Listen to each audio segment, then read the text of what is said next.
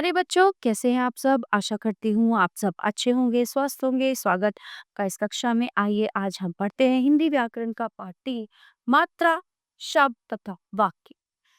स्वर का मेल जब व्यंजन के साथ होता है तो स्वर का रूप बदलकर मात्रा बन जाता है।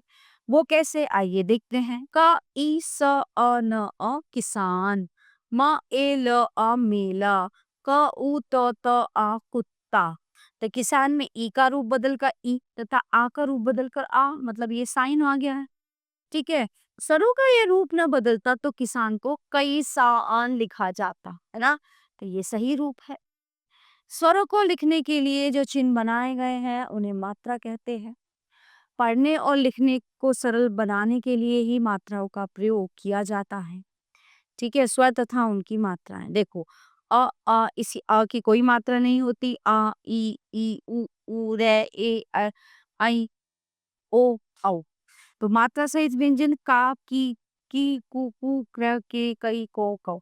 उदाहरण: कल, काम, किला, कील, कुल, कु, कृपा, केला, कैलाश, कौन, कौवा।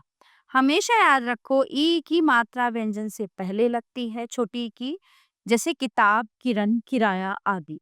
ठीक है ना। और जो है बड़ी की व्यंजन के बाद लगती है। आ, ई, ओ तथा औ की मात्राएं व्यंजनों के बाद लगती हैं, जैसे जाना, खाना, गाना, सोना, खीर, कीर, चीनी, नानी आदि, कोयल, मोर, चोर आदि, कौवा, कौरव, चौकीदार आदि। ए तथा आई की मात्राएं व्यंजनों के ऊपर लगती हैं, जैसे केला, मेला, रेल, सपेरा आदि, कैलाश, पैसा, डकैत, लठैत आदि। ऊ तथा ऊ तथा रे की मात्राएं व्यंजनों के नीचे लगती हैं, जैसे सुमन, कुसुम, गुब्बारा आदि, चूहा, फूल, पूजा, सूरज आदि, कृपा, कृपान, पृथ्वी आदि। फिर हम बात करते हैं शब्दों के बारे में। शब्द का भाषा में विशेष स्थान होता है। शब्द वर्णों को मिलकर बनते हैं, किंतु ये मेल शब्द तभी बनता है जब वर्णों को उचित क्रम में रखा जाए। उदाहरण के लिए नीचे चित्रों के साथ कुछ शब्दों के जोड़े दिखाए गए हैं, इन्हें पढ़ें।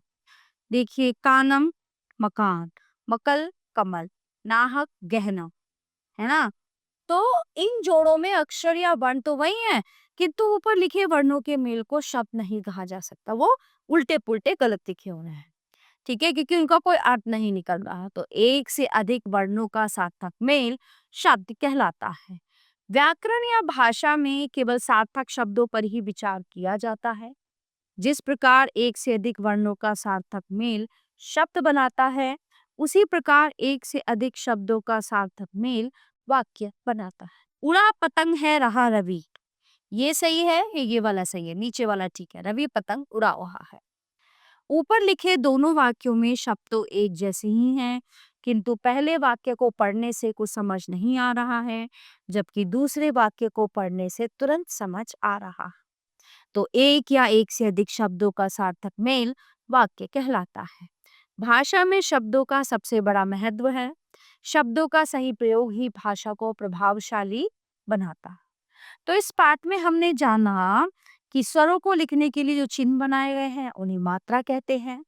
वर्णों के सार्थक मेल को शब्द कहते हैं। एक से अधिक शब्दों का सार्थक मेल वाक्य कहलाता है। कुछ मात्राओं का प्रयोग व्यंजनों के बाद व कुछ का व्यंजनों से पहले होता है, जैसे ई किताब, ई की। बहुत से शब्द ऐसे होते हैं जिनमें स्वर अपने मूल रूप में ही प्रयोग होते हैं, जैसे आओ, आए, आम आदि। तो प्यारे बच्चों, ये पाठ यहीं पे समाप्त होता है। आशा करती हूँ आपको अच्छे से समझ आया होगा। मिलते हैं अगली कक्षा में। धन्यवाद।